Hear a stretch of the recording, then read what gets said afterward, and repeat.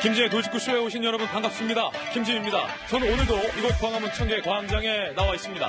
지금 TV로 저희 돌직구쇼를 시청하고 계신 전국에 있는 돌직구 시청자 여러분, 그리고 해외에서 저희 돌직구쇼를 보고 계신 그리운 또 해외 동포 여러분, 그리고 이 시각 유튜브 방송으로 또 실시간 댓글로서 저희 생방송에 참여하고 계신 유튜브 시청자 여러분들 모두 반갑습니다. 어제 저희 돌직구쇼에서 조국 수석의 딸이 고등학교 2학년 때 단 2주간의 인턴십만으로 의학 논문의 제1저자의 이름을 올렸다라는 사실 단독 보도해드렸습니다. 그런데 오늘 조 수석의 딸이 고3 때도 단 3주간의 인턴십으로 또 논문에 저자 등재를 한 사실이 확인이 됐습니다. 고2 때는 의학, 고3 때는 생물학 논문을 집필을 한 셈이 됩니다. 잠시 후에 이 이야기 상세하게 보도해드리겠습니다. 저는 비가 오나 눈이 오나 매일 아침 이곳에서 여러분을 기다리겠습니다. 김진의 돌직구쇼 지금 라이브로 시작합니다. 잠깐만요.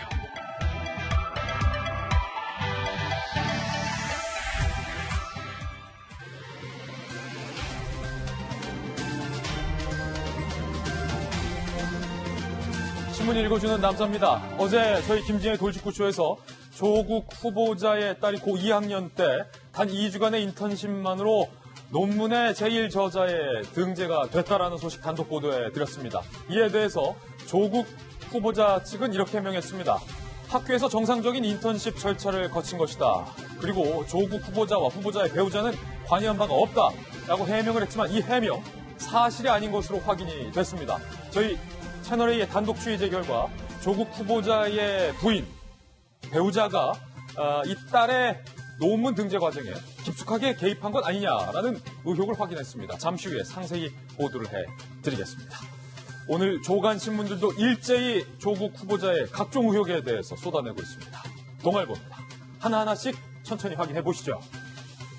동아일보 일면 헤드라인, 조국 딸 논문 1저자 파문, 청년층의 분노가 확산되고 있다라는 제목. 그리고 조 후보자 측은 제1저자 문제없다라고 해명을 했지만 이 논문이 발표된 당국 때는 이 논문 이상하다. 사실상 인정을 했습니다. 그리고 문제를 인정하고 공식 사과했습니다. 그리고 당국대 측은 이 논문에 이상이 있는지 없는지를 자체적으로 조사하겠다라고 조사에 착수했습니다. 그런데 이뿐만이 아닙니다. 국제조류학회 발표 초록에도 조국 후보자의 딸이 제3저자로 등재됐다는 사실이 추가로 확인됐습니다. 고3 때 일입니다. 책임 저자는 조국 후보자의 부인과 대학 동문이었습니다. 다음 신문입니다. 이번엔 중앙일보입니다. 바로 이 내용이에요. 조국 딸 공저자 논문 또 있다는 거예요. 고2 땐 의학, 고3 땐 생물학. 의학 논문은 당국대에서, 생물학 논문은 공주대학교에서 공저자로 이름을 올렸습니다. 공주대에서는 3주 인턴한 뒤에 3저자로 이름을 올렸습니다. 지도 교수는 엄마의 대학 동기였어요. 서울대 대학 동기였습니다. 그리고 저희 채널A의 단독 취재 결과 조국 교수의 부인이 딸을 데리고 지도 교수를 찾아가서 인사까지 시킨 사실이 확인됐습니다. 윤해 교육부 장관은 조국 딸 일반적이진 않다라고 사실상 인정을 했습니다. 잠시 후에 오늘 새롭게 불거진 의혹 상세하게 짚어보겠습니다. 다음 신문입니다. 이번엔 조선일보입니다. 또 다른 의혹. 조국 딸의 장학금이 상당히 석연치 않다라는 의혹에 대해서도 저희가 월요일에 상세히 보도해드렸습니다. 그런데 그 장학금 말고 또 있었습니다. 조국 후보자의 딸이 의학전문대학원에 진학하기 직전에 서울대학교의 환경대학원에 재학 중이었는데 여기도 상당히 우수한 학교죠. 2연속 장학금을 받았던 사실이 확인됐어요. 그런데 이 장학금 평상시에는 가정 형편이 어려운 학생들 위주로 지급되던 장학금이었다고 합니다. 그런데 무슨 연유로 조국 후보자의 딸에게 2연속으로 이 장학금이 지원됐는지 석연치 않아요. 그런데 장학금을 받고서 부산대 의전원에 합격을 합니다. 합격 다음 날 바로 그만뒀습니다. 장학금 받고 그만뒀다. 이른바 장학금 먹튀 논란이 일고 있습니다. 알고 봤더니 서울대학교 추천으로 이 장학금도 지급된 사실이 확인됐습니다. 무언가 석연치 않다. 다음 신문입니다. 이번엔 한국일보입니다. 조 후보자는 지속적으로 과정의 평등을 외쳐왔습니다. 하지만 부메랑이 되어서 꽂힌 한국일보 제목이 오늘 상당히 재밌습니다. 모럴 해저드, 도덕적 해이가 아니라 오럴 해저드. 입이 화를 초래했다. 입이 방정이다. 라는 얘기입니다. 예컨대 이런 발언이에요. 조국 주석이 앞서 이렇게 얘기한 바 있죠. 대한민국은 어린이에게 주식, 부동산, 펀드 투자를 가르치는 동물의 왕국이다. 라고 조 후보자가 과거에 발언을 했습니다. 그런데 관련 의혹은요. 학생 신분인 조 후보자의 자녀들이 사모펀드에 7억 원을 투자 약정했다라는 의혹. 발언과 본인의 자녀들은 전혀 달랐다. 행복한 개구리를 만들자던 조 후보자. 정작 본인의 자녀는 용을 키우기 위해서 부단히도 애썼던 모습. 과연 이게 후보자가 그토록 외쳤던 과정의 평등입니까? 되묻지 않을 수 없습니다. 다음 신문입니다. 이번엔 한겨레 신문입니다. 급기야 한겨레 신문이 이런 만평까지 썼습니다. 급기야 한겨레가 만평을 썼어요. 조국 후보자가 스카이캐슬 드라마를 보면서 허허 어떻게 저런 일이 있을 수 있느냐 라고 혀를 차는 만평입니다. 한겨레 신문이 이 만평을 통해서 조국 후보자에게 말하고 싶었던 메시지는 뭘까요? 내로남불하지 마라. 당신이 스카이캐슬이다. 이런 메시지는 아니었을까요? 한겨레 신문의 만평이었습니다. 다음 신문입니다. 이번엔 경향신문입니다. 오늘 모든 조간신문에서 조국 후보자를 꼬집고 있습니다.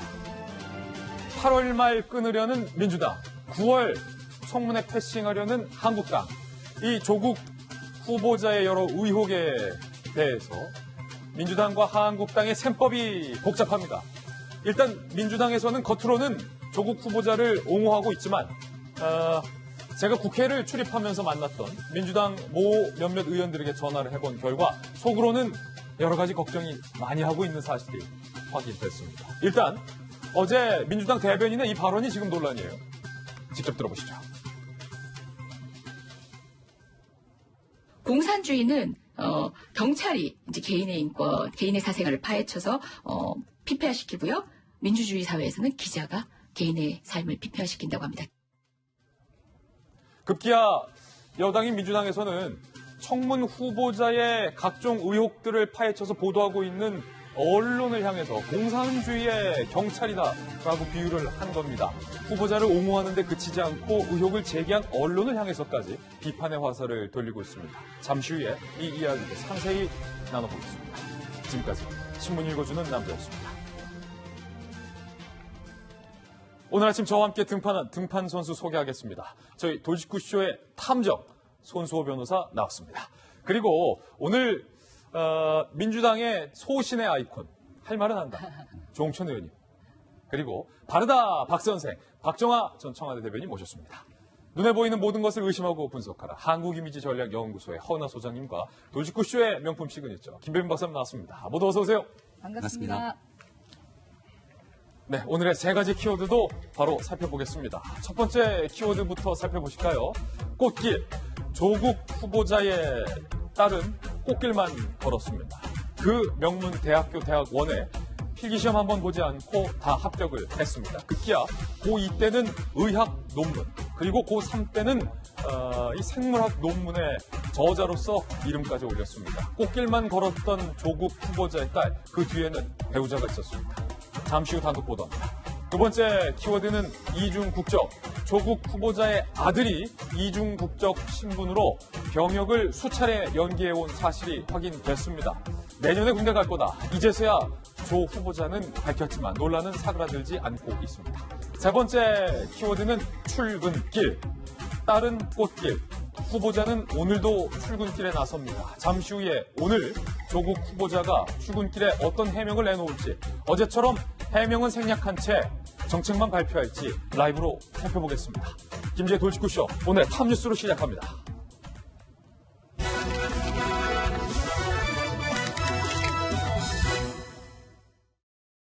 탑뉴스 주제부터 공개하겠습니다. 바로 이겁니다. 고등학교 2학년 때는 의학 논문의 제1저자, 그리고 고3 때는 생물학 논문의 공저자로 이름을 올렸습니다. 천재다. 김병민 박사님은 어제 이렇게 분석을 했습니다. 이번에는 또 어떤 논문에 공저자로 올린 걸까요? 공주대입니다. 함께 보시죠. 어제는 단국대의 제1저자, 이번엔 공주대에서 생물학 논문에 공저자로 이름을 올렸다는 거예요. 또 조국달 조모 씨, 공주대 생명공학 연구실에서 이번엔 3주가량 인턴을 했습니다. 논문도 상당히 어려워요. 홍조 식물 유전자 분석 관련 논문이고, 이 논문은 도쿄 국제조류학회 학술대회에서 발표된 논문인데, 이 어려운 논문에 제3저자로 공저자로 등재가 된 겁니다. 상당히 놀랍죠, 고3 신분에. 그런데 2009년 여름에 조 후보자의 딸 조모 씨가 인턴 면접을 위해서 공주대 생명공학 연구실에 방문을 했습니다. 그런데 저희가 단독으로 취재해 확인한 결과, 그때 조 후보자의 부인도 함께 방문한 사실이 확인됐어요. 어제 조국 수석 분명히 후보자와 배우자는 관여한 바 없다라고 해명했지만, 그 해명 사실이 아닐 가능성이 상당히 커졌죠. 그 자리에서 면접 담당 A 교수, 알고 봤더니 조국 후보자 부인의 서울대 동기이자 또 서클 친구였던 사실이 확인됐습니다. 논문 지도 교수가 이렇게 얘기해요. 내가 면접 교수인 줄 알고 신기해서 딸과 같이 왔다고 정 씨가 말했다. 여기서 정 씨는 조 후보자의 부인입니다. 딸을 인사시킨 뒤 자리를 비웠고 이후 면접을 진행했다. 그러니까 면접 직전에 논문 지도 교수이자 면접 심사위원인 대학교 동기이자 동아리 친구를 찾아가서 만났고 딸까지 인사시켰다. 라는 사실을 저희 채널의 취재 결과 확인을 했습니다. 그런데 이 조국 부인은 어제 논란이 됐었던 단국대 논문 논란에서도 등장을 합니다. 조 후보자 부인이 의대 인턴 프로그램에 참여하고 싶다는 말을 아내에게 전달했다. 지도교수 아들은 조 후보자 딸과 같은 고교 동급생, 2주 인턴 후 논문 제1저자로 등재가 됐었다라는 거죠. 김병민 박사님. 네. 일단은 2학년 때는 의학, 3학년 때는 생물학 논문에 공저자로 이름 올렸습니다. 이게 가능합니까? 일단은 앞서 우리가 얘기했던 2학년 때 올렸던 논문이요. 오늘 확인해 보니까 SCI급 논문으로 밝혀졌습니다. SCI급이라는 게 어떤 급이에요? 그러니까 저는 그냥 이제 국내 등재지에 등재가 됐다라고 얘기를 해서 국내에는 수많은 학술지가 있기 때문에 어느 정도 수준에 있는 등재지에 이제 올렸건이라고 생각을 했는데요. SCI급이라고 하면 사실상 국제적인 학술지에서 인정을 하게 되는 굉장히 우수의 논문이고요. 우리가 대학에서 교수 임용에 대한 이 평가라든지 채용 시험을 하게 될 때도 SCI 혹은 SSCI급의 논문을 몇 편을 갖고 있는지를 가지고 심사를 하게 됩니다. 네. 그러니까 우리가 서울대학교 의대라든지 치대에서 박사 과정을 졸업하게 됐을 때 이 졸업 기준이라는 게 있는데요. 그들이 정말 열심히 공부해서 마지막으로 이 SCI 논문 한 편을 만들어내면 그것이 박사의 졸업에 대한 기준이 되기도 합니다. 정말로 어려운 논문이다. 수준이 있고. 그러니까 이거를 고등학교 2학년 학생이 2주 동안 인턴해갖고서는 제1저자가 된 거예요.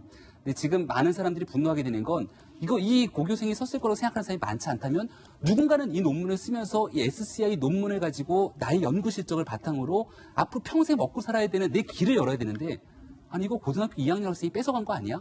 라고는 허탈감과 분노가 있는 거고요. 지금 얘기하고 있는 고등학교 3학년 때는 논문이라기보다는 학술지 발표에서 포스터 발표를 하게 된 건데 여기도 좀 석연찮은 내용들이 있는 게요. 도쿄에 있는 국제학술대회에 갑니다. 여기에서 고등학교 3학년인데 3주 동안의 인턴을 거쳐서 학술대회에 가서 발표를 하게 되는데 과연 얼마나 많은 지식을 가지고 국제학술대회에서 발표를 했을까? 그리고 이 제3저자로 결국은 등재했던 모든 내용들이 경력이 밑바탕이 돼서 대학에 들어간 것이 아니냐라고 하는 의혹은 점점 더 커질 수밖에 없는 거죠. 고3 때 썼다는 논문이요. 홍조 식물 유전자 분석 관련 논문. 과연 조 후보자 딸이 홍조 식물이 뭔지 아느냐?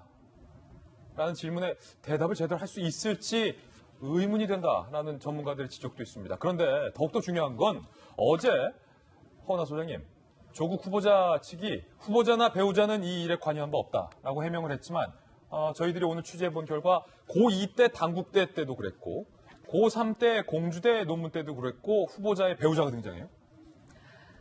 정말 아이를 교육시키고자 하는 부모들 입장에서는 허탈하고 눈물 나는 일입니다. 그리고 저희가 스카이캐슬 보면서도 정말 저런 일이 있어? 라는 생각을 하면서 그런 사람들도 있고 아닌 사람도 있겠지 라고 했는데 이게 현실로 드러났구나라는 것 때문에 특히 일하는 엄마들은요, 정보력이 없어서 늘 아이들한테 미안한데 그것 때문에 울고요. 또 아이들 교육시키기 위해서 정말 모든 걸 거는 부모님들 계시거든요. 그분들은 아마 지금 땅을 치고 오실 거라는 좀 생각이 듭니다. 우리가 손혜원 의원을 통해서는 뭐 부동산을 하는 법을 배웠다면 이제 저같이 정보력 없는 사람들이 지금 사모님, 조국 후보자의 사모님을 통해서 아, 정말 아이를 제대로 키우려면 이렇게 해야 되는구나라는 것까지 지금 배워야 하는 입장인 겁니다. 이걸 지금 좋아해야 되는 건지 울어야 되는 건지 우리 시청자분들께도 좀 여쭤보고 싶습니다. 예, 이게 단순한 치맛바람의 문제가 아닙니다. 논문에 특히 SCI급의 논문의 제1저자 그리고 국제학술대회에서 발표됐던 발표문의 공저자로 올라간다는 건 기회의 공정, 과정의 평등, 정의로운가, 과연 타당한가의 문제이기 때문에 크게 논란이 일 것으로 지금 생각이 되고 있는데요. 어제 조국 후보자 측의 해명부터 일단 좀 한번 살펴보시죠. 당국대의 경우 학부형 인턴십 프로그램에 참여한 것이다. 학교가 마련한 정당한 인턴십 프로그램에 참여해 평가받은 점에 대해 억측과 오해가 없길 바란다. 그러니까 조국 후보자 측이 지금 두 가지 해명을 하고 있어요. 후보자와 배우자가 관여한 바 없다. 근데 그거 사실이 아닌 것으로 지금 드러났고 정당한 인턴십 프로그램에 참여해서 정당하게 논문 1저자로 등재된 거다. 억측과 오해가 없길 바란다라고 주장하고 있지만 당국대가 어제 입장 발표했어요. 조 후보자 딸이 참여했다는 인턴 프로그램은 공식 프로그램이 아닌 교원 개인이 진행한 비공식 프로그램이다. 여기서부터 조국 후보자 해명이 지금 사실과 달라지고 있고요. 조 후보자 딸 연구 논문 확인에 미진한 부분이 있었음을 사과한다. 윤리위 열어서 자격을 확인할 것이다. 자체 조사까지 하겠다. 만약에 당국대 조사 결과 정말로 고2 학생이 제1저자에 등재될 자격이 없다라는 것이 확인되면 제1저자 자격은 취소가 됩니다. 박정화 대변인. 네. 조국 후보자의 해명도 지금 사실이 아니에요? 그러니까 글쎄요. 그러니까 진솔하게 지금 그 검증 과정을 거치고 있는 중에 본인이 문제가 된 건에 대해서 해명을 해야 되는데 지금은 그 모든 해명하지도 않고 있고 물론 인사청문 준비팀에서 수많은 해명 자료를 좀 내놓고 있는 것 같더라고요. 그 법무부의 아주 유력한 열심히 일하는 공직자들이 아마 준비하고 있는데 그 사람들의 신뢰마저도 좀 그 훼손시키고 있는 일을 조국 후보자가 하고 있는 거예요. 그러니까 어제 해명 나왔지만 당국대가 바로 이 논문 잘못됐다 인정한 거잖아요. 단국대뿐만 아니라 심지어는 그 고려 K대를 들어가는 그 과정에 있어서의 그 입학 사정 문제에 대해서도 청문준비팀이 거짓말한 게 오늘 아침 어느 조간신문에 드러났거든요. 예. 전혀 이 논문에 대한 자료는 우리가 입학사정할 때 쓰지 않았다라고 인사검증 첨부팀은 얘기를 했습니다만 학교에서는 사실은 그게 아니다라고 얘기를 할 정도로. 그러니까 본인이 지금 분명하게 얘기를 하지 않고 있는 상황에 주변에 있는 많은 사람들의 신뢰를 깎아먹고 있는데 어디까지 얘기를 안 하고 있으려고 하는지 한번 지켜봐야 될 것 같고요. 오늘 아침도 저희가 한번 보겠습니다만 어제 아침처럼 느닷없이 가갖고는 정책 얘기하고 이 난장판에 그런 일이 또 있는지 한번 지켜볼 대목인 것 같습니다. 방금 말씀하신 이 K대 입학 자격 논란도 함께 살펴보시죠. 조국 딸 부정 입학 의혹, 법무부 K대 거짓 해명. 법무부와 K대 당시 조 씨가 지원한 입학 전형에는 연구활동 내역 등은 평가하지 않았다. 자기소개서도 받지 않았다. 논문 제1저자 등재로 K대 부정 입학 의혹 제기에 대해서 법무부와 K대가 이렇게 얘기했어요. 그러니까 조국 후보자 측과 K대가 처음에 이렇게 얘기했다는 거예요. 그런데 지금 저희들이 취재를 하니까 당시 입시 지원자 모집 요강 확인한 결과 연구활동과 자기소개서까지 제출됐던 사실이 확인됐어요. 그러자 K대가 우리 해명에 착오가 있었다라고 뒤늦게 시인을 한 겁니다. 그리고 입학 자기소개서 내용도 지금 드러났어요. 조국 후보자의 딸의 입학 자기소개서. 인턴십 성과로 나의 이름이 논문에 올랐고 국제학술대회에서 발표 기회를 가졌다. 전공 분야에 대한 지식과 실습 경험을 갖춘 지원자가 나다. 라고 자기소개서를 썼던 사실까지 지금 드러났습니다.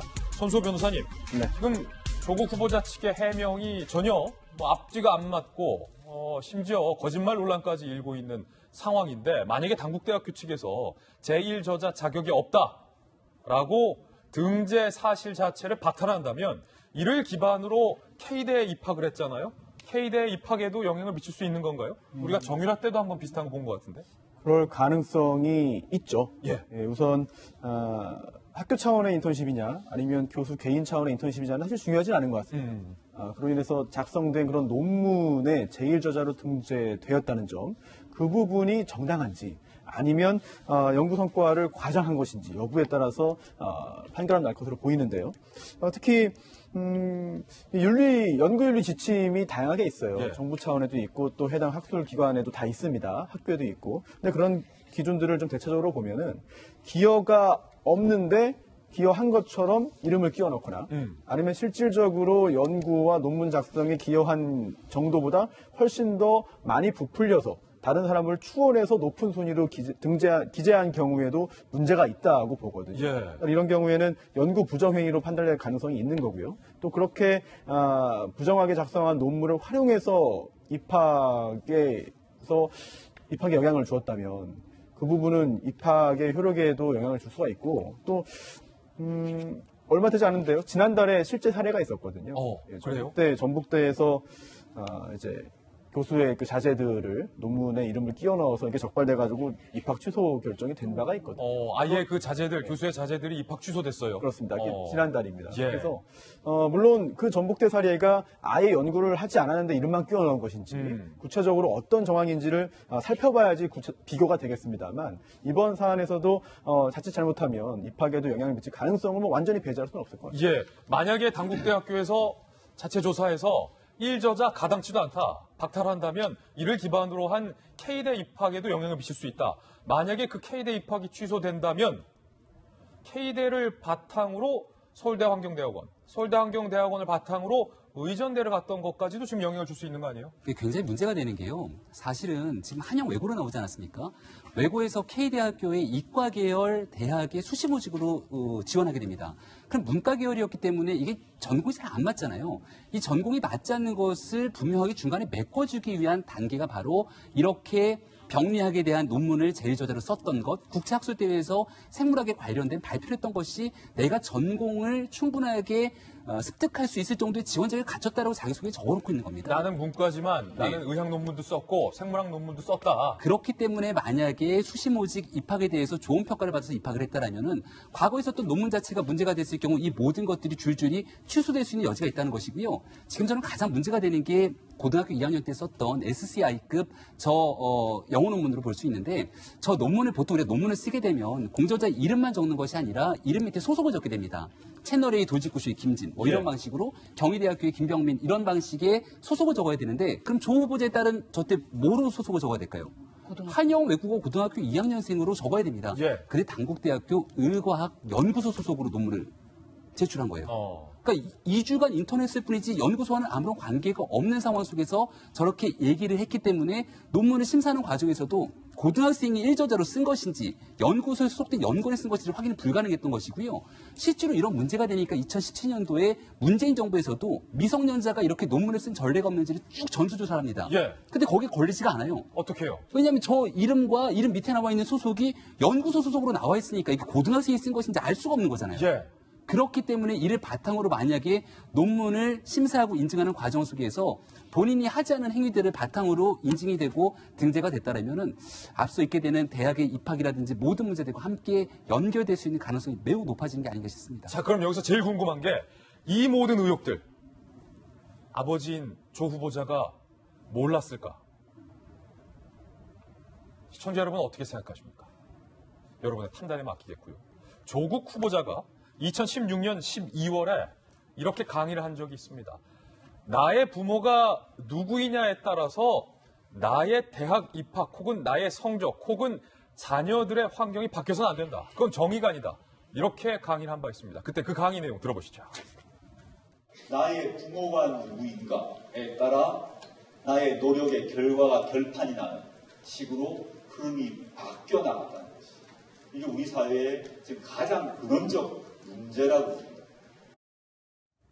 조국 후보자가 저때 말했던 우리 사회의 가장 근원적 문제. 시청자 여러분은 어떻게 생각하십니까? 장학금 얘기 하나 더 의혹이 불거지고 있습니다. 의전대학원에서 이른바 장학금을 독점했다. 그런데 서울대학교 환경대학원에서도 장학금을 이번에 먹튀했다는 논란이 새롭게 제기됐습니다. 장학금도 많이 받았어요.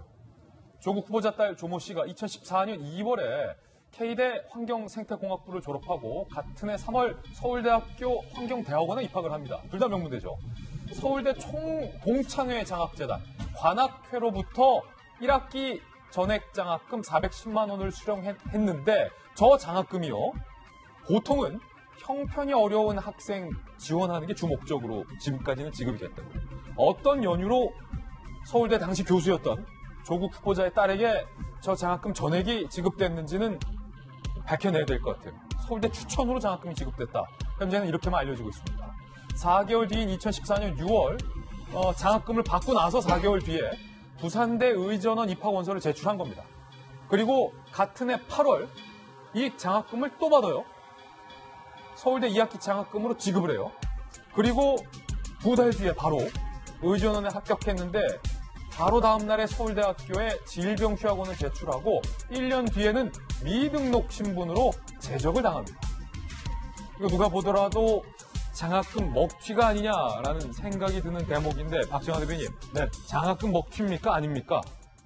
장학금 먹튀 이전에 저 일로 인해서 상실된 마음을 가질 수밖에 없는 젊은 사람들 생각해봐요.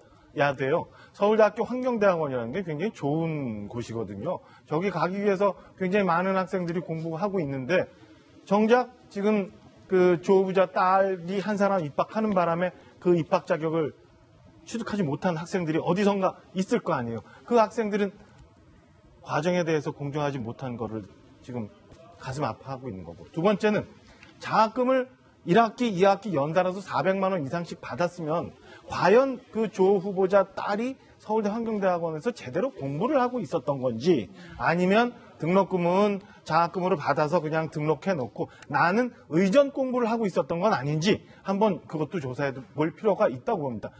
장학금 먹튀죠. 뭐라고 더 얘기를 할 거예요. 먹튀 맞다. 나 공부 안 하고 의전 준비하면서 그냥 학교에 등록만 해놓고 등록금은 장학금으로 대체해놓고 나는 딴 공부하고 먹튀죠. 아니 100번 양보해서 지금 두 번째 장학금은 저럴 거면 받지 말았어야죠.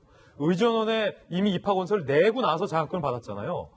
입학 원서를 냈으면 장학금을 받지 말아야죠. 그래야 다른 사람이 쓸 수도 있으니까 장학금에 대한 개념이 없었던 것 같아요. 이게 얼마나 필요한 학생들이 많은지 그다음에 100만 원이든 400만 원이든 이걸로 정말 학업을 이어갈 수 있는 많은 애들이 있는지에 대해서는 생각 안 하고 그냥 나 그냥 뭐 아버지 50억 이상 있지만 이거와 상관없이 그냥 어디선가 장학금 대줘서 등록금 해서 등록하고 있으면 이거는 뒤에 놔두고 나는 딴 거 하고 이런 생각을 갖고 있었던 거 아닌가라는 생각에 지금 20, 30대들이 더 분노하고 있는 것 같습니다. 이게 안타까운 게 조홍천 의원님, 의학전문대학원에서 6번 내리 연속 장학금을 받은 것, 형편 어려운 학생들에게 돌아갈 것을 결국 조 후보자의 딸이 받아서 안타까움을 낳고 있고, 이번 서울대학교 환경대학원 장학금도 의전대 갈 거면 장학금이라도 받지 말지, 서울대를 징검다리로 활용했다는 것보다도 형편 어려운 학생들이 그때 그 돈 못 받아서 혹여 어디 알바하거나 학업 중단한 사람 있지 않을까? 저는 그게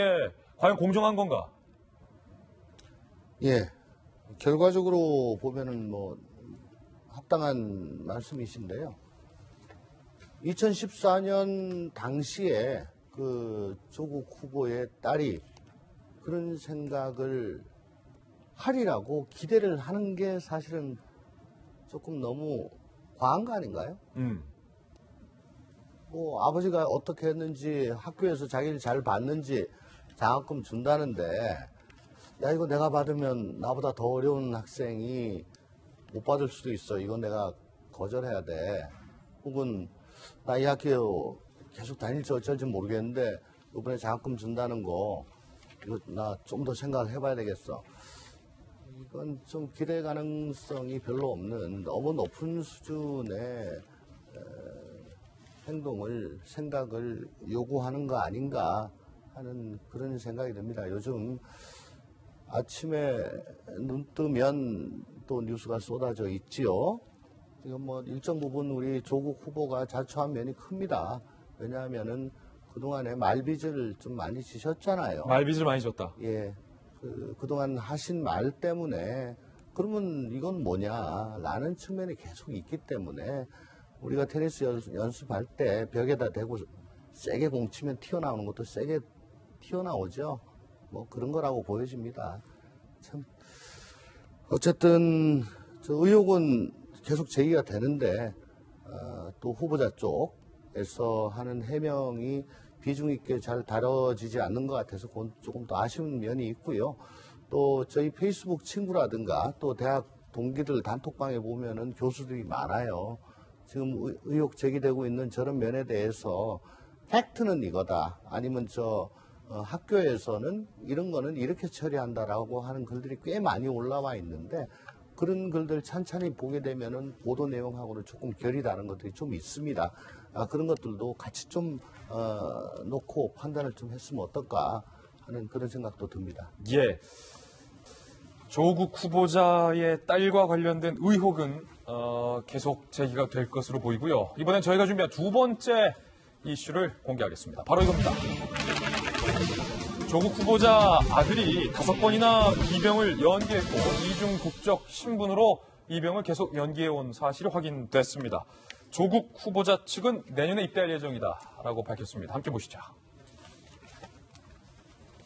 다른 점을 내세우지 않고 국민들의 질책을 받고 또 받겠습니다. 더 많이 질책해 주십시오. 자, 조국 후보자가 지금 출근길에 예상보다 빨리 나왔어요. 해명하는지 한번 보시죠. 더 많이 꾸짖어 주십시오. 깊이 성찰하고 성찰하겠습니다. 앞으로도 정당한 비판과 검증은 아무리 혹독해도 달게 받겠습니다. 상세한 답변이 필요한 모든 사안에 대해서는 국회 청문회에서 정확히 밝히겠습니다. 그렇지만 보도자료를 통해 이미 밝혔듯이 제 딸이 문제 논문 덕분에 대학 또는 대학원에 부정 입학했다는 의혹은 명백한 가짜뉴스입니다. 그리고 선친의 묘소까지 찾아가서 비속 사진을 찍어 손자, 손녀 등의 이름을 공개하는 것은 개탄스럽습니다. 지금껏 저와 제 가족의 부족한 점을 꼼꼼히 들여다보지 못한 채 대한민국의 법과 제도 개혁을 위해서 앞만 보고 달려왔습니다. 이번 과정을 성찰의 기회로 삼아 긍정적 사회개혁을 위해서 혼신의 힘을 다할 것을 다짐합니다. 지켜봐 주십시오. 감사합니다. 따님 논문이나 장학금 논란 관련해서 상대적 박탈감 느낀다는 청년들 많은데 어떻게 생각하십니까? 그 질책 충분히 알고 있고요. 감수하겠습니다. 따님 입시 관련해서 국민들 사이에서 특혜라는 얘기까지 나오고 있는데 특혜라는 부분은 인정하십니까? 법적으로 어떤 하자가 없다는 점은 이미 보도자를 통해서 밝힌 바 있고요. 그러한 질책 역시 제가 따갑게 받겠습니다. 대학원생 논문 관련이나 과거 SNS에 올리신 내용과는 배치된다는 따님 상황이 배치된다는 의혹이 나오는데요. 국회에서 답변드리겠습니다. 야권에서 학회 박찬하 대변인, 조국 후보자의 해명이 상당히 기대에 못 미치는 해명인 것 같아요. 가짜 뉴스다라고 얘기를 했고 무엇이 가짜인지 근거는 하나도 밝히지 못했어요. 그러니까 오늘도 굉장히 실망스러운데요. 어제는 갑자기 정책에 관한 발표를 하면서 시간을 벌고 기자들 질문에 대해서 전혀 대답을 안 했는데 오늘은 지금 말씀하신 것처럼 지금 여러 가지 언론에서 제기되고 있는 의혹들에 대해서 가짜뉴스다라는 프레임을 하나 딱 걸고 그 다음에 그 실체적인 의혹에 대해서는 전혀 답변이 없는 채 따가운 질책에 대해서는 달게 받겠으니 뭘 달게 받겠다는 거예요? 청문회 열어 달라라고만 하고 들어갔어요. 그러니까 가짜 뉴스인데 뭘 달게 받아요? 가짜 뉴스인데 지금 있는 의혹에 대해서는 달게 받겠다 그러니까 모순된 얘기를 서로 하면서 그냥 시간 벌기 하고 빨리 청문회 열고 청문회 열어서 청문 보고서 채택 여부와 상관없이 법무장관 나 하겠다라는 얘기를 또 국민들 앞에 한 거 아닌가라는 생각에 또 서운하고 답답하고 안타깝고 그렇습니다. 조국 후보자의 아들과 관련된 의혹 함께 보시죠. 이중 국적 신분으로 병역을 연기했던 것. 미국 출생 조국 아들 23살 외고 졸업 후 미 유학 생활, 대학원 진학 위해 국내에 체류 중에 만 18세 지났지만 이중 국적을 유지 중인 사실이 확인이 됐어요. 2015년 5월 3급 판정 현역 입영 대상인데 총 5번이나 입영 연기 신청을 했던 사실도 확인을 했습니다. 조 후보자 측은요, 내년에 입대할 예정이다라고 입장을 밝힌 상황입니다. 김배민 박사님. 네. 이중 국적 아들의 5번 입영 연기 논란, 병역 회피 의혹이 일자 내년에 입대할 거다라고 이제서야 입장을 밝혔지만 외국 국적 불행사 서약 이게 뭐 어떤 의미입니까? 그러니까 외국 국적을 불행사하겠다. 그러니까 국내에 있을 경우에는 외국 국적을 행사하지 않겠다라고 하는 서약을 하면서 두 개의 국적을 모두 유지할 수 있는 가능성들을 타진했다라고 보는 건데요. 법을 잘 알고 있는 조국 후보자이기 때문에 이와 같은 행동을 통해서 최대한 자기 편익을 극대화시키려는 행동을 했다라고 여러 사람들이 얘기를 하고 있습니다. 우리가 우병우 전 수석 얘기하면서 사실은 최순실 국정농단 사태를 촉발시켰던 장본인이기도 하잖아요. 그때 가장 많이 나왔던 얘기 중에 하나가 우병우 전 수석 처음에 논란됐을 때 법적으로 문제되는 게 없다라고 얘기했을 때 무슨 얘기를 했냐면 법꾸라지 아니냐 뭐 이런 얘기도 참 많이 했습니다. 근데 지금 조국 후보자가 보이고 있는 많은 행보가 법적으로 문제가 되지 않는다라는 얘기들을 수차례 쏟아내고 있어요. 그러다 보니까 결국은 법꾸라지에 대한 본질적인 행보를 사실 조국 후보자에게서 우리가 발견하는 것 아니냐는 얘기가 나오는데요. 여기에 대해서 뭐 아들이 지금 해외에서 공부를 하고 있기 때문에 그 공부 때문에 이렇게 입영을 좀 연기하고 있는 것이고 이중 국적에 대한 부분들도 조만간 분명하게 정리를 하겠다라고 하는 입장을 밝히고 있는 상황입니다만은 그럼에도 불구하고 여전히 조국 후보자에게 제기되고 있는 많은 의혹들이 있는 만큼 정말로 제대로 이 군대에 대한 병역을 성실하게 수행할 것인지에 대해서 많은 국민들이 의혹의 이 눈초리를 보내고 있다는 점도 좀 명심했으면 좋겠고요. 이럴 수밖에 없는 이유는 조국 후보자가 그동안 했던 말과 본인이 했던 행동이 너무 다르기 때문이라는 것을 반드시 말씀드리고 싶습니다.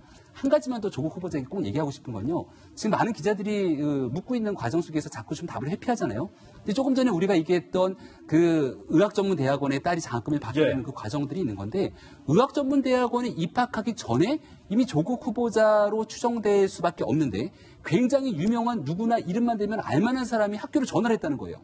우리 딸이 여기에 이제 그 시험을 보러 가게 되는데 중간에 묵을 호텔은 없냐라고 얘기를 했고 그 내용을 바탕으로 그 당시에 있었던 학생들에게 얘기를 했다는 내용이 또 보도를 통해 전해지고 있는데 이 일련의 모든 의혹들의 중심에는 조 후보자의 딸이 혼자 살 수 있는 건 아무것도 없다고 생각합니다. 그럼 그 과정에 조국 후보자가 됐건 조국 후보자의 부인이 됐건 누군가가 영향력이나 뭔가를 행사했을 텐데 왜 거기에 대해서 이렇게 국민들이 궁금해하는 대목들에 대해서 답을 주지 않는지 답답할 노릇입니다. 조금 전 조국 후보자는 출근길에 저희의 생방송 기자 질의 과정에 이렇게 했습니다. 지금 저희들이 하고 있는 보도를 포함해서 가짜뉴스다. 가짜뉴스다. 그런데 조국 후보자의 오늘 이 말이 어제 민주당의 이재정 대변인의 말과 상당히 지금 닮아 있습니다. 함께 들어보시죠. 공산주의는 경찰이 이제 개인의 인권, 개인의 사생활을 파헤쳐서 피폐화시키고요. 민주주의 사회에서는 기자가 개인의 삶을 피폐화시킨다고 합니다. 자유한국당은 추측을 소설로 만들고 그 소설을 확증으로 부풀리면서 후보자의 가족에 대한 신상털기에 열을 올리고 있습니다. 그리고 교육부 장관은 급기야 조국 후보자 딸의 변호인을 자초했다라는 비판이 일고 있습니다. 들어보시죠. 인문계 특목고인 외고 학생이 2주간 의대에서 인턴을 하고 의학 논문의 제1저자로 등재되는 것이 상식적이고 일반적이라고 생각하십니까? 일반적이지는 않지만요. 네, 사례가 어떤 것인지는 확인해야 됩니다. 그건 조국 후보자의 인사청문 자료를 요청하고 인사청문회에서 밝혀져야 될 일이라고 생각합니다. 그러면 교육부 장관이 조국 후보자 변호인하러 나왔어요? 여기가 인사청문회장이 아니잖아요. 5년의 업무를 하세요. 5년의 업무를. 교육부 장관이 이 기관장 문제 같은 거를 하라니까 조국 후보자 변호인하러 나왔어. 주홍천 의원님, 이게 사실은 이 의혹에 대해서 민주당과 한국당의 셈법이 좀 복잡한 것 같은데 이게 지금 여당 의원님들이 이제 언론에서 하는 이야기가 전부 다 진심입니까? 제가 예전에 국회 출입했을 때 뵀던 이 여당 의원님들 몇 분은 상당히 좀 복잡한 속내가 있다. 민주당 내에서도.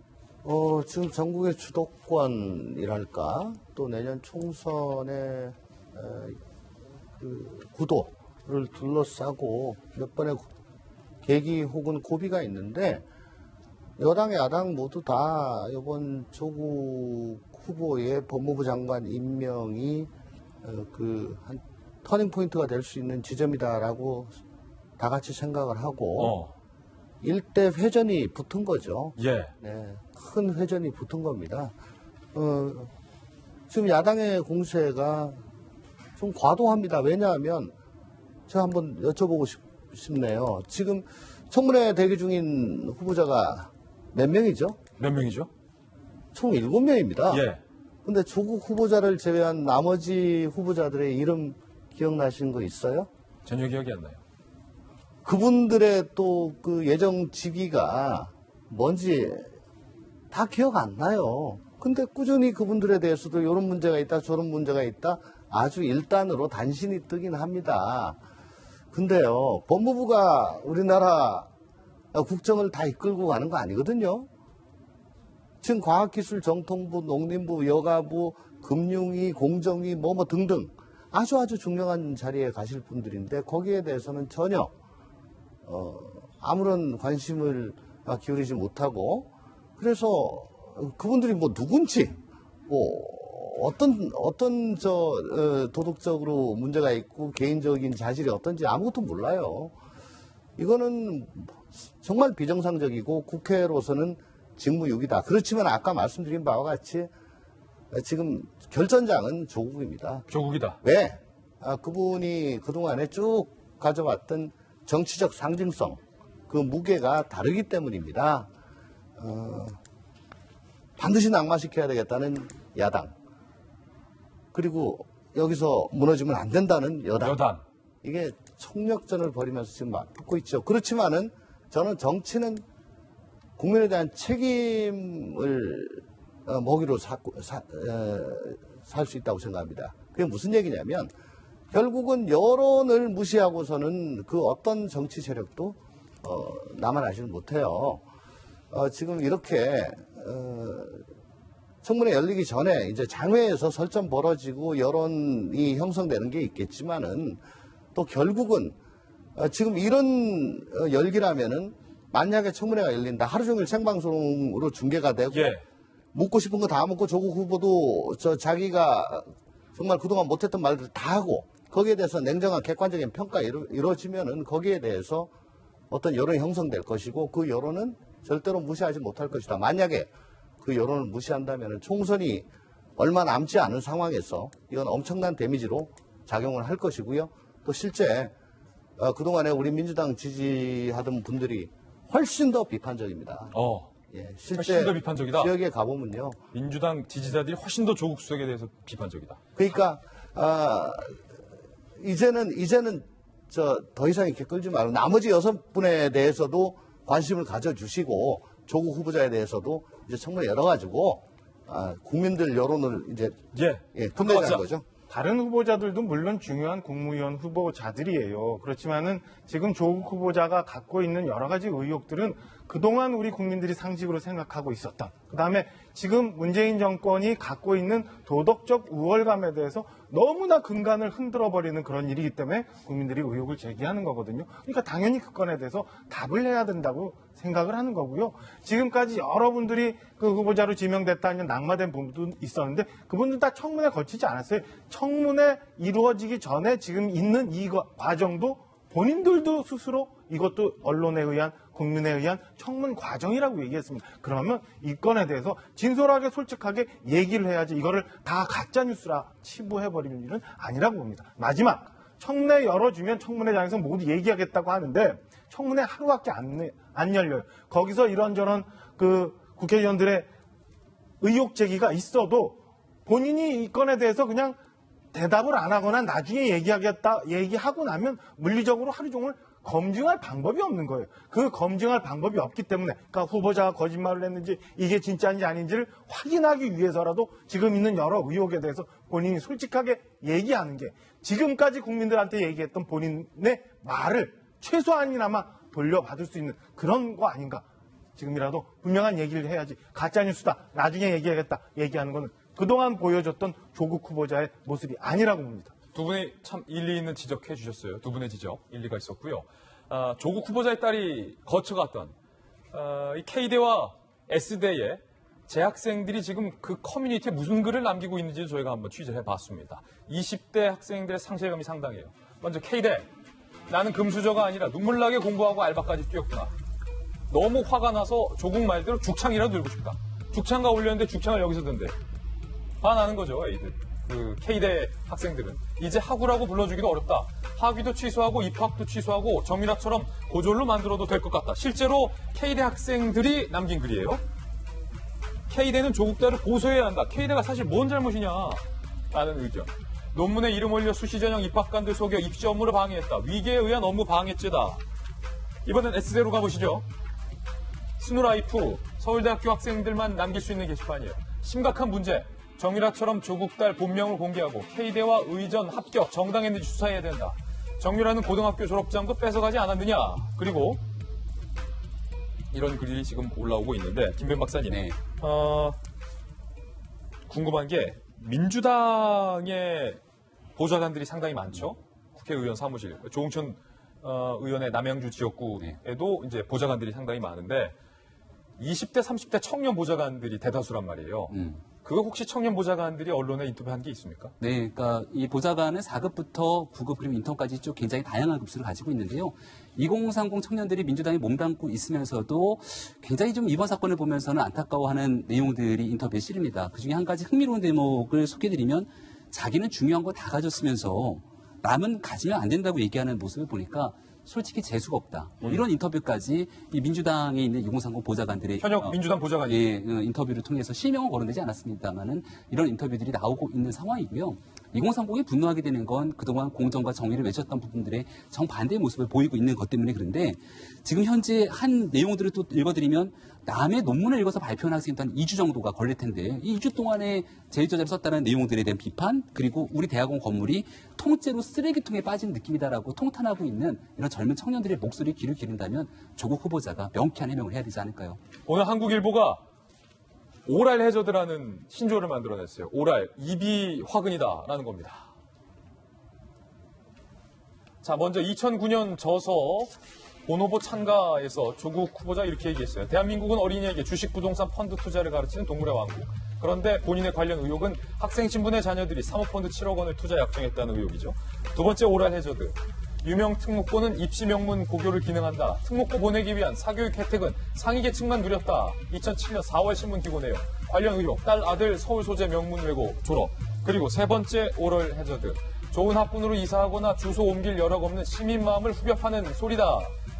위장 전입에 관해서 이렇게 날카롭게 썼지만 관련 의혹은 울산대 조 교수 시절 딸과 함께 서울 송파구로 주소를 이전했던 의혹이 불거졌어요. 네 번째 오랄 해저드. 장학금 지급 기준을 성적 중심에서 경제 상태 중심으로 옮겨야 한다. 2012년 4월 본인이 남긴 트위터. 그런데 딸이 의전원 2번, 낙제에도 장학금 6번 수령한 것, 그리고 오늘 서울대학교 환경대학원에서 2번 연속 장학금 받은 것, 과연 이에 대해서 조 후보자 뭐라고 얘기할 수 있을지 한국일보가 문제 제기하고 있어요. 그리고 다음 오랄 해저드. 2012년 4월 SNS에 직업적 학문이 아니어도 논문의 기본을 갖춰야 한다. 논문의 기본을 갖춰라. 이 순간에도 잠을 줄이며 논문 쓰는 대학원생들이 있다라고 지적을 했는데 본인의 딸의 논문 제1저자 관련된 의혹에는 지금 가짜뉴스다라고 공세를 취하고 있습니다. 그리고 마지막 오랄 해저드. 휴강과 강사 대체로 피해 입은 학생들의 학습권 보장을 위한 제도적 장치가 필요하다. 2008년 다수 언론과 다수의 인터뷰를 했지만 본인이 월급 845만 원을 받았는데 강의도 안 하고 출근도 안 하고 연구도 안 하고 강의 계획서도 제출하지 않았습니다. 오랄 해저드였습니다. 무슨 코너 같아요. 조로남불이라는 얘기도 오늘 조간신문에 쓰고 있어요. 조로남불? 네, 그 여자친구 때문에 그런 얘기가 나오는 것 같은데 사실 저희의 마음을 감성적으로 접근했던 분이기 때문에 그래서 그거에 대한 이중성에 저희가 막 분통을 터뜨리고 있잖아요. 그런데 조국 후보나 여당은 거기엔 좀 관심이 없는 것 같아요. 그래서 제가 이제 사흘 동안 요 사건들을 계속 지켜보다 보니까 확실한 프레임을 갖고 계신 것 같습니다. 예를 들어 조국 후보나 여당에서는 페이크 가짜 뉴스라는 것과 진실에 대한 싸움을 좀 하고자 하는 거구나. 그래서 뭐 말씀하시는 가정사, 부풀리기, 발목 잡기, 헐뜯기에 대한 얘기를 하고 있다라는 생각이 듭니다. 그렇기 때문에 제가 조국 후보자가 가장 많이 말씀을 하셨던 실체적 진실에 대한 단어를 좀 찾아봤어요. 그랬더니 실체적 진실주의라는 것이 있는데, 실체적주의는 재판의 기초가 되는 사실만 인정하는 상황에서 무언가가 진행되는, 그게 바로 실체적 진실주의더라고요. 아, 그래서 여당이, 그리고 조 후보자가 저렇게 당당할 수 있었구나. 우리의 마음을 열었었던 것은 감성적 접근이었습니다. 아, 맞다 하는 말씀들 조금 전에 많이 나왔죠. 그걸 보면서 진실이라고 믿게 했었는데 알고 보니 법적으로 문제 없다. 법대로 하자. 예, 법대로 하자. 야당도 그렇지 않느냐. 보수의 기본이 뭐냐, 대한민국의 근간이 뭐냐, 법 아니냐라는 걸로 다시 돌아가는 듯한 느낌. 왜 우리가 전 대통령에게 분노했었는지를 잊으신 것 같습니다. 아, 그래서 저희가 지금 분노하고 있습니다. 예. 조로남불이라는 자체도 마찬가지잖아요. 기존에 최순실 씨의 딸에 대해서 어떻게 했었는지도 한 번쯤 생각해 보시고 나서 내일 출근길에 한 말씀 해주셨으면 좋겠습니다. 오늘 거의 모든 조간신문이 사설을 썼습니다. 과연 뭐라고 사설 썼는지 함께 보시죠. 동아일보 사설이에요. 조국 검증 언론을 공산주의 경찰에 빗댄 여당 대변인. 조선일보 외고생이 병양 논문 제1 저자라니 수사해라. 중앙일보 특혜성 논문으로 명문대 입학 오해가 아니라 수사해라. 한국일보 조 후보자 딸 이딴 특혜 논란 심각히 받아들여라. 서울신문 가족 의혹 쌓이는 조국 정책 구상 발표할 때냐. 한국경제 커져가는 조국 의혹이 국민 정서와 조금의 괴리 정도냐. 어제는 경향신문이 사설을 썼고, 그렇다면 한겨레신문 빼고 모든 조간신문들이 다 조국 수석에 대해서 수사해라 내지는 조국 수석의 태도가 문제가 있다라고 사설을 쓰고 있습니다. 손수 변호사님, 네. 도덕성 문제를 넘어서 수사 대상이라는 의견도 나오는데 어떻게 보십니까? 이미 고발 조치가 이루어졌죠. 네, 뭐 김진태 주광덕 의원, 또 이현주 의원이 이미 고발했습니다. 그리고 또 이영훈 전 교수에 대한 명예훼손으로도 이미 한참 전에 고발이 되어 있고요. 다만 구체적으로 수사가 언제 진행될지, 제대로 진행될지 여부는 아직 뭐 단정할 수는 없어요. 이런 상황에서 조금 전에 조국 후보자의 이야기 중에 뭐 가짜뉴스다 이렇게 말했는데, 뭐 언론의 모든 보도를 가짜뉴스라고 한 건 아닌 것 같아요. 특히 딸의 부정입학 관련된 부분은 가짜뉴스다라는 그런 이야기를 한 것으로 뭐 제안해서 해석을 하면 되지 않을까 그런 생각이 들고, 또 하나 간과하면 안 되는 것은, 물론 고위공직자의 자질 중에 어떤 중에 하나가 가족들의 이런 문제, 구설 또는 가족들이 국민 정서에 어긋나는 행동을 하면 안 된다는 건 물론 포함이 됩니다. 다만 또 다른 각도에서 보자면, 그래서 지금 문제되는 것들이 조국 후보자 본인의 잘못인가? 혹시 본인 가족들을 관리하지 못했다는 잘못을 묻는 것인지, 아니면 조국 후보자가 법을 위반했다는 것을 묻는 것인지, 이 부분은 잘 따질 부분은 있을 것 같아요. 네, 그리고 또 하나, 아까 우병우 전 수석 얘기 나왔는데요. 적어도 지금 단계에서는 같은 선상에서 비교하기는 어려울 것 같아요. 왜냐하면 우병우 전 수석은 국정농단 관련해서 징역 2년 6개월 실형 선고됐거든요. 그리고 또 불법 사찰 관련해서 징역 1년 6개월 실형 선고됐습니다. 물론 그 후에 지금 현재는 부구속 상태로 재판을 받고 있지만, 적어도 지금 단계에서 같은 선상에 놓고 비교하는 것은 너무 이르지 않나, 이런 생각도 듭니다. 예, 조 후보자는 오늘도 해명하기를 거부를 했습니다. 이제 판단은 우리 국민 여러분, 시청자 여러분께 맡기겠습니다. 자, 이번엔 저희가 준비한 다음 순서입니다. 취재수첩 Y가 준비되어 있는데요. 조응천 의원님은 오늘 사실은 또 국회 정론관을 빨리 가보셔야 되기 때문에 여기서 인사를 드리겠습니다. 오늘 고생하셨어요. 저와 함께 사건풀로 이동하시죠.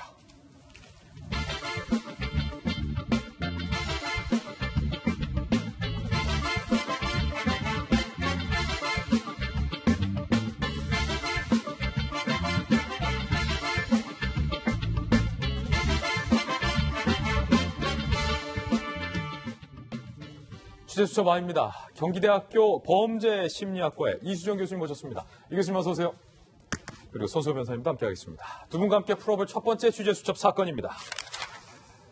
한강 몸통 시신 사건 피해자의 신상이 공개됐습니다. 39살의 장대호. 이 장대호는 평소에도 폭력성과 반사회성을 보여왔습니다. 그가 남긴 섬뜩한 댓글도 확인이 됐습니다. 먼저 신상 공개 내용부터 확인해 보시죠. 한강 몸통 시신 사건 피의자 장대호, 39살의 장대호 신상 공개됐어요. 손님을 살해하고 시신을 심하게 훼손한 뒤 한강에 유기하는 등 범죄 수법이 잔인하고 그 결과가 중대해 신상을 공개하기로 결정한다. 정신 감정도 이루어졌는데 사이코패스 성향은 발견되지 않았다. 장대호의 신상을 공개하기로 결정했기 때문에 저희들도 이 시간부로 장대호의 얼굴에 더 이상 모자이크를 치지 않겠습니다. 장대호의 모습 함께 보시죠. 자, 모자이크를 벗긴 39살 장대호의 모습입니다. 앞으로 경찰과 검찰 수사 과정에서 자연스럽게 얼굴 전체가 공개가 될 것으로 예상이 됩니다. 경찰은 더 이상 신상을 보호하지 않기로 결정을 한 겁니다. 공개하기로 결정을 한 겁니다. 장대호가 평소에 남겼던 소름 돋는 댓글들도 오늘 새롭게 드러나고 있어요. 함께 보시죠. 지난 2004년부터 2017년까지 무려 13년 동안 포털 사이트 질문하는 코너 있잖아요. 거기에 답변을 본인이 남겨왔던 사실이 확인됐어요. 안락사를 원한다는 여성의 질문에 대해서 얼굴도 예쁜데 왜 안락사? 어떤 사연이 있는지 나에게 연락을 달라. 라는 댓글을 남겼습니다. 그리고 학교 폭력 겪고 있다는 한 학생에게 의자로 때려라. 무조건 싸워야 한다. 라는 댓글. 모텔 진상 유형별 대처 노하우라며 진상이 오면 육두문자와 함께 폭언으로 위협하고 진상이네라고 대놓고 말해야 한다라는 댓글들을 남겼는데 사실 이보다 더 잔인하고 폭력적이고 심각한 댓글이 있었지만 저희가 방송에서 소개할 수 없는 수위이기 때문에 여러분들에게 있는 그대로 댓글을 모두 다 소개하지 못한다는 사실을 양해 부탁드리겠습니다. 이수진 교수님. 네. 이 교수님하고 저는 이미 그 잔인한 댓글을 다 이제 읽어본 후인데 네. 한 가지 우회는 사이코패스가 아니다. 경찰이 이렇게 얘기했어요. 그 사이코패스냐 아니냐를 판정하는 그 평가의 기준 자체가 사실은 어릴 때부터 비행력이 누적되고 또 전과력도 누적되고 이래야 점수가 올라가게 돼 있거든요. 그렇기 때문에 지금 이 사람 같은 경우에 전과가 없습니다. 네. 그리고 대부분의 생활을 혼자서 은둔형 외톨이처럼 산 사람이에요. 그러다 보니까 공식적인 이제 전과 기록도 없고 뭐 소년 전과 기록 물론 없고 그러다 보니까 점수가 높지 않아서 결국에는 분명하게 사이코패스다라고 단정하기는 어렵다는 얘기지. 그렇다고 해서 사이코패스의 성격 장애가 포함된 반사회적인 성격은 아닌 거냐는 그렇다는 얘기는 아닌 거죠. 그렇군요. 그렇기 때문에 지금 댓글, 인터넷에 이제 뭐 어떤 특정한 이제 사이트에 올라와 있는 댓글들을 보면 극도로 포악하고 반사회적이고 폭력성이 굉장히 많은 내용들이 올라와 있잖아요. 그렇기 때문에 그런 것들로 봤을 때 상당 부분 반사회적인 가치 체계가 있는 건 틀림이 없어 보인다. 그렇습니다. 예, 지금 장대호의 신상이 공개됐습니다. 영장 심사 후에 장대호가 남겼던 이 섬뜩한 발언에 대해서도 한번 분석을 여쭤보죠. 들어보시죠. 자고 있는 피해자를 공격하신 건가요? 아까 말씀드렸잖아요. 그 사람이 먼저 계속해서 저한테 시비를 걸고 먼저 주먹으로 제 배를 치고 얼굴을 때리려고 그랬어요. 그리고 다른 데로 가라 그랬는데 끝까지 안 가고 계겼습니다. 시신은 왜 잔혹하게 해드렸던 거예요? 처리를 하려니까 그렇게 됐습니다. 국민들께서 보고 계신데 피해자의 어떤 행동에 그렇게 화가 나신 건가요? 그래서 마지막으로 하고 싶은 말, 다음 생에 또 그러면 너 나한테 또 죽어. 이 교수님, 네. 다음 생에 그러면 너 또 죽어라는 발언, 그리고 아까 댓글에서 남겼잖아요. 얼굴도 예쁜데 왜 안락사, 나한테 어떤 사연인지 연락해달라. 이런 말들이 상식적이지 않고 굉장히 소름 돋아요. 네. 근데 이제 이 사람의 제일 큰 문제는 굉장히 상황 판단 능력이 현저히 떨어지고 비사회적이라는 겁니다. 그러니까 보통 보면 앞뒤가 맞으려면 자수를 했으니까 어떻게든 양형에 유리하게 이제 반영이 되려면 카메라 들이대면 사실 눈물을 흘리면서 잘못했다고 얘기를 해야 훨씬 유리하게 적용이 될 거잖아요. 예. 그런데 앞뒤가 맞지 않는 저렇게 이제 인터뷰를 해가지고는 결국 저런 것들이 다 양형 판단에서 재판에는 굉장히 불리하게 영향을 미칠 텐데 그런 데 대한 상황 판단 능력이 굉장히 떨어져 보여서 지금 인터넷에 올린 글들의 내용과 저런 이제 상황 판단 능력이 떨어지는 걸로 보면 지적으로 상당 부분 좀 어떻게 보면 경계선 수준에 약간 이제 그 결함이 있는 것 같고 그리고는 이제 굉장히 비사회적이죠. 예. 사회적인 이 제스처가 아니에요, 저게. 예. 그렇기 때문에 이 사람의 소위 이제 히키코모리 신드롬이라고 하는 요즘 이제 일본에서 많이 일어나는 지금 이제 혼자 살던 사람들이 이렇게 공공장소로 뛰어나와가지고 사람을 죽이거나 하는 그런 사건의 연장선상에서 이 사람의 부적응을 이해해야 되는 거 아닌가 그런 생각이 듭니다. 히키코모리 신드롬. 예. 경찰의 수사 태도에도 논란이 일고 있습니다. 자수를 거부했던 것에 이어서 수사에도 또 허점을 보였습니다. 경찰이 피해자 신원 추정이 가능한 8부분의 시신 발견 직후 모텔을 수사했던 사실이 드러났는데 장대호가 모텔 1층에서 경찰관들을 맞이했겠죠. 그런데 범행 당일의 흔적을 지운 CCTV, 그러니까 본인의 장면을 싹 지운 CCTV를 보여주면서 모텔이 낡아서 고장이 잘 난다. 셋톱박스 복사해 줄 테니 가져가라. 근데 경찰이 그럴 필요까지는 없다라고 거절했다는 거예요. 그리고 숙박장구를 공개해달라라고 경찰이 요구했는데 장대호가 공개할 수 없다라고 거절했는데도 용의선상에서 쉽게 배제하고 10분만 수사하고 철수했다. 장대호 신변정은 자취 감춘 뒤인 5시간 뒤에서야 경찰이 모텔을 재방문했다라는 사실이 논란이 일고 있습니다. 손수호 변호사님, 네. 경찰 해명이 좀 황당해요? 그렇습니다. 우여곡절 끝에 자수를 했어요. 그리고 다행히도 지금까지는 추가 피해가 없는 것으로 확인되고 있습니다.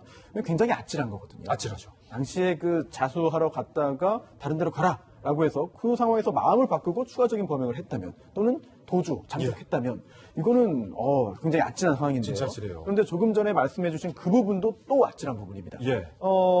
현장에 가서 이야기를 나눈 거예요. 그런데 의심할 정황이 충분히 있는데도 10분 만에 일단 현장을 모텔을 떠났거든요. 그렇다면 나중에 물론 결과적인 분석입니다만 이미 최초부터 용의선상에 올릴 수 있지 않았겠느냐. 네. 또는 10분 동안 이상한 내용의 대화를 했을 때 그 상황에서 의심을 할 수 있지 않았겠느냐. 만약 그 상황에서 그 후에 10분 만에 경찰이 모텔을 떠난 후에 이 장 씨가 잠적을 하거나 또는 기타 자포자기 상태에서 또 다른 범행을 벌였다면 피해자가 늘 수밖에 없는 거거든요. 그럴 가능성이 생겼다는 것만으로도 경찰의 당시 대처는 일단 비난을 받을 수밖에 없을 것 같고 네. 물론 경찰에서는 최선을 다했다.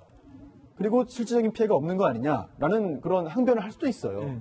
그 부분도 맞습니다. 하지만 국민들이 경찰을 바라볼 때는 최선을 다하는 것뿐만 아니라 최선의 결과를 이제 보이기를 원하는 거거든요. 예. 그런 두 가지 측면이 모두 충족되기를 잘 바라겠습니다. 예. 이번엔 두 번째 취재 수첩 사건인데 이거 황당한 일이 발생했어요. 무단횡단 백주취객, 도로 한복판에서 사귀자 성희롱까지 합니다. 일단 해당 사건의 블랙박스 영상부터 저희가 확보해봤습니다. 함께 보시죠. 백주대 낮에 한 도로에서 차가 주행하고 있는데 갑자기 사람이 저벅저벅 걸어와서 깜짝 놀란 운전자가 차를 세웠죠. 그런데 이 보행자가 갑자기 본네트를 칩니다. 다시 한번 보실까요? 클락션을 울리니까 욕설을 하면서 다가와서 본네트를 치죠. 대화 들어보시죠.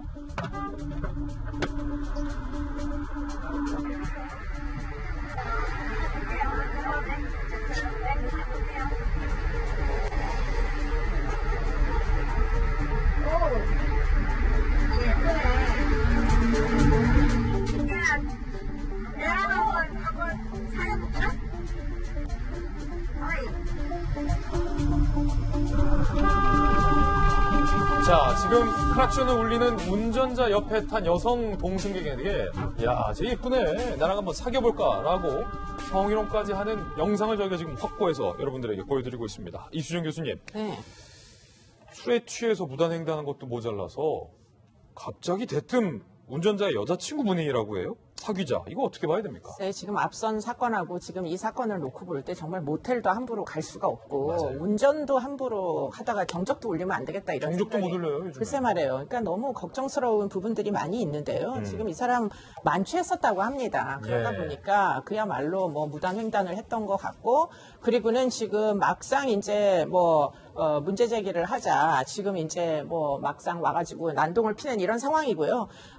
정말 적반하장이 적반하장이죠. 자기가 잘못해놓고 결국은 이제 뭐 경고음을 울린 운전자한테 와가지고 이제 오히려 문제 제기를 하니까. 그런데 천만다행인 것은 네. 만약에 운전자가 화가 나가지고 지금 자신의 여자친구도 희롱을 했잖아요. 예. 그러니까 만약에 운전자가 내려가지고 주먹질이라도 한 번 했으면 예. 피해자 가해자가 완전히 뒤바뀐 사건이 될 뻔했다. 그렇군요. 인내심을 가지고 끝까지 잘 기다린 것은 정말 천만다행이다 그런 생각이 듭니다. 그러니까 저런 일이 있을 때 욱하는 게 또 있잖아요.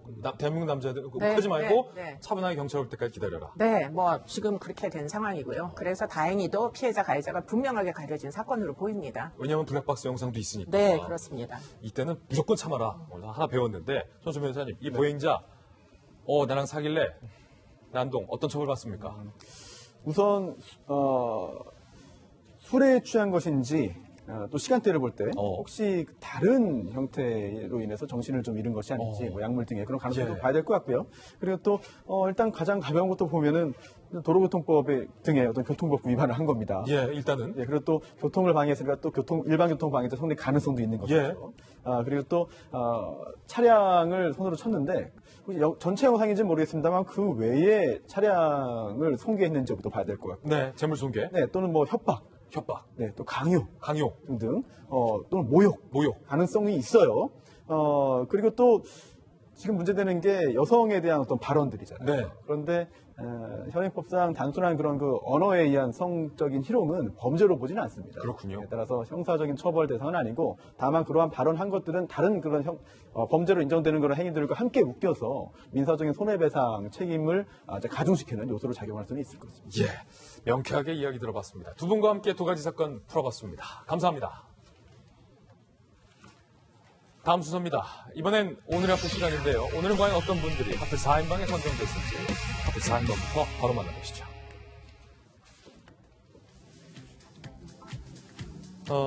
안재현 씨 그리고 구혜선 씨의 이야기. 두 번째는 오바마 전 대통령이 농구를 하고 있는 모습이에요. 그리고 김문수 전 경기지사 그리고 뽀로로도 나와 있네요. 뽀로로 반가워요. 어떤 이야기인지 하나씩 살펴보시죠.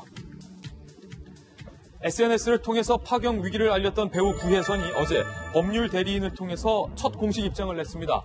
이혼에 협의한 바는 있으나 합의한 적은 없으며 이혼 합의서 초안이 오가긴 했지만 날인이나 서명된 바가 전혀 없다고 밝힌 겁니다. 이와 함께 이혼 위기의 이유가 안재현의 행동 때문이다라고 밝혔습니다. 구혜선 측의 주장에 따르면 안재현의 결혼 권태감과 신뢰 훼손, 변심 그리고 술에 취해서 다수의 여성들과 긴밀하고 잦은 연락 등으로 심한 스트레스를 받아왔다는 것. 그래서 이혼을 진행하려 했지만 그럼에도 불구하고 어머니의 건강 악화 그리고 무엇보다 가정을 지키고 싶은 마음에 현재는 이혼할 의사가 전혀 없다고 해명했습니다. 이에 대해 누리꾼들은 안재현이 해명하라 등의 반응을 보이고 있는데 아직까지는 한쪽의 일방적인 주장인 상황에서 소속사를 통한 첫 공식 입장 이후 줄곧 침묵을 지키고 있는 안재현 씨 측이 어떤 입장을 내놓을지 귀추가 주목되는 상황입니다. 이게 지금 두 분 사이가 좀 헤어질 땐 헤어지더라도 좀 잘 봉합이 되기를 많은 팬분들이 기대하고 있을 텐데 전혀 정반대의 상황으로 지금 흘러가고 있는데 허남 소장님, 안재현 씨가 술에 취해서 다수의 여성들과 긴밀하고 잦은 연락을 해서 부인인 구혜선 씨가 심한 스트레스 받았다. 일단 한쪽의 주장이긴 합니다만 이런 입장까지 냈어요. 그 주장만 들으면 화 나죠. 그냥 부부 입장에서 사실 내 남편이 다른 여자랑 전화하는 거 옆에서 듣는데 기분 좋은 부인은 아마 세상에 없을 것 같습니다. 긴밀하게? 네, 그것도 긴밀하게. 일 얘기를 너무 다정하게 해도 사실 옆에서 들을 때 살짝 얄미울 때가 있는데, 뭔가 너무 긴밀하게 둘의 관계가 있는 듯한 착각을 하게 이야기를 하면 당연히 부인이 서운하죠. 그러니까 살짝 나가서 전화하시거나 아니면 밖에서 통화하시고 오시는 게 좀 결혼 오래 하신 남편분들의 노하우인데 그걸 좀 몰랐던 것 같고요. 사실 부부가 어떻게 살고 있는지 남의 부부 관계, 결혼에 대해서 저희가 이렇게 관심 갖고 그럴 필요가 뭐가 있겠습니까? 이렇게 관심을 갖는 이유는 두 분이 공인이기 때문입니다. 그 공인으로서 아름다운 사랑의 모습을 보여줬고 그로 인해서 자극을 받고 또 결혼해야겠다라고 생각하는, 요즘 결혼도 잘 안 하는데 그런 생각을 가졌던 많은 사람들이 있었는데 또 이렇게 헤어지는 모습을 보니까 좀 안타깝다라는 차원에서 이제 접근을 하는 거고요. 사실 살다 보면 결혼 생활이 쉽지 않습니다. 두 분의 말씀을 다 들어봐야겠지만 부부끼리 정말 아주 작은 걸로도 서운해하고 아파하는 거 많기 때문에 좀 더 공인으로서 그래도 좀 더 저 좋은 모습을 보여줬으면 하는 마음이 저희 팬들의 입장이 아닐까라는 생각이 듭니다. 예, 지금 박정아 대변인, 구혜선 씨가 마지막에 그럼에도 불구하고 가정을 지키고 싶은 마음에 이혼할 의사가 없다. 한편으로는 좀 조심스럽게 지금 이런 공식 입장까지 서로 날카로운 칼날이 돼서 서로의 심장을 후비고 있는 이 상황에서 가정을 구혜선 씨가 원하는 것처럼 지켜질 수 있을까? 지켜진다 한들 그게 과연 어떤 의미일까, 모습일까? 상당히 좀 걱정되는 마음으로 조심스럽게 우려도 좀 드는군요. 그러니까요. 안재현 씨가 아직 무슨 이 건에 대해서 직접적으로 답을 안 하고 있는 상황이기 때문에 한쪽 얘기만 들을 수는 없는데 저희가 며칠 동안 계속 얘기를 했던 게 사실은 그 두 부부가 만나서 사랑을 하고 결혼을 하고 하다가 혹여 뭐 잘못돼서 갈라질 수도 있어요. 그러나 그 과정에 대해서 아까 좀 전에 허 소장님 말씀 주신 것처럼 공인이니까 이게 좀 더 절제된 모습으로 정리된 모습으로 우리에게 전달되면 우리도 그런 사정을 이렇게 감안해서 이해하고 위로도 줄 수 있고 박수도 줄 수 있고 한데 그런 부분들이 없이 지금 너무 많은 민낯들이 낯빛들이 이제 노출되다 보니까 안타까운 마음들이 좀 있는 것 같습니다. 그러니까 하여튼 뭐 다시 한번 부탁을 드리면 좀 충분히 있을 수 있는 일이니까 만났다 헤어졌다 뭐 있을 수 있으니까 좀 절제되고 정제된 모습으로 우리에게 무언가를 정리해서 보여주셨으면 하는 부탁을 좀 드립니다. 이제 그럼 앞으로 법적으로 그 손소 변호사님 앞서 송송 커플과는 전혀 지금 다른데 법적으로 좀 어떻게 되는 겁니까? 한쪽은 이혼하자, 한쪽은 이혼할 마음이 없다. 네, 이혼 자체에 대한 합의가 있으면 협의 이혼을 하든 이혼 조정을 통하든 아니면 소송을 통해서 구체적인 조건을 정하든 이혼에 이르는 것은 큰 문제가 없습니다. 다만 지금 상황에서 구혜선 씨가 이혼 자체를 원하지 않는다면 협의 이혼은 불가능한 것이고요. 반면 이제 남편 쪽에서 이혼을 원할 경우에는 법원에 소제기를 하거나 조정 신청을 해야 되는 것인데 구혜선 씨 측에 잘못이 없다면 구혜선 씨 측에서 측에 그 이혼의 사유가 없다면 아무리 남편 쪽이 설령 이혼을 원한다 하더라도 이혼 판결을 얻기는 어렵거든요. 그렇군요. 따라서 그동안에 있었던 일들이 한 번의 어떤 해프닝으로 지나가거나 또는 그동안에 있었던 일들을 꼭 참고 봉합한 상태에서 혼인관계를 이어갈 가능성도 충분히 있어 보입니다. 아직까지 구혜선 씨 말대로 가정을 지킬 수 있는 방법도 법적으로는 있다. 어떻게 될지 좀 한번 지켜봐야 될 것 같아요. 걱정하는 마음으로. 두 번째 아플 주인공 만나보시죠. 버락 오바마 전 미 대통령이 고교 시절에 입은 것으로 추정되는 농구복이 경매에서 12만 달러, 우리 돈으로 1억 4,500만 원에 낙찰됐다는 소식입니다. 오바마 전 대통령은 고교 시절 학교 대표팀에서 농구 선수로 활약을 한 바 있는 만큼 농구광으로 알려져 있는데 익명을 요구한 한 남성이 구매한 이 농구복은 오바마가 하와이에서 다닌 고등학교 이름과 함께 등번호 23번이 새겨져 있는 것으로 아마도 오바마 전 대통령이 1979년 주 챔피언 대회에 나갔을 때 입은 것으로 추정이 된다고 하는데요. 같은 학교의 3년 후배가 학교에서 이 농구복이 버려져 있는 것을 발견하고 지금까지 복원해 왔다는데 처음엔 누구 건지 몰랐지만 오바마 전 대통령이 당선된 후 저 흑백 사진 앨범을 보던 중 23번 오바마가 농구복을 입고 있는 사진을 보고서야 옷 주인을 알게 됐다고 합니다. 지금 젊었을 때 대학교 때 오바마 전 대통령의 흑백 사진인데 김병민 박사님, 오바마 전 대통령이 사실은 농구 잘하기도 하고 농구 광으로 유명하잖아요. 네, 맞습니다. 키가 1m 80세 장신이고요. 점프슛을 워낙 잘하는 걸로 유명하기도 했었고 얼마나 농구 광이냐면 백악관 내에 있는 테니스 코트를 개조해서 이것도 농구 코트로 만들기도 하고요. 아, 그래요? 선거하기 전에 일단은 농구 한번 하고 나서 또 선거를 하러 갔던 여러 가지 오바마 전 대통령에 관련된 일화들이 많이 있습니다. 그러니까 저 이 유니폼을 발견하고 나서 그 사진이랑 비교해 보니까 묻어있는 얼룩이라든지 혈흔이나 흔적들이 거의 일치하기 때문에 이건 오바마 전 대통령 것이 확실하다라고 생각을 했던 것 같고 경매에서 엄청난 금액의 돈을 번 것 같은데 1억이 넘어요. 1억 4,500만 이거 본인이 다 원. 가지는 건 아니라고 합니다. 학교에다가 일정 부분 또 기부를 하겠다라고 하는 좋은 메시지도 갖고 있는 것 같은데요. 오바마 전 대통령은 아직 생존에 있는 대통령이잖아요. 근데 생존에 있는 전직 대통령이 미국 내에서 여전히 좋은 인기를 누리고 있고 저 장면을 보면서 문득 생각이 들었던 게 우리 문재인 대통령이 처음 취임했을 때 굉장히 인기가 되고 회자가 됐던 게 이미템이었어요.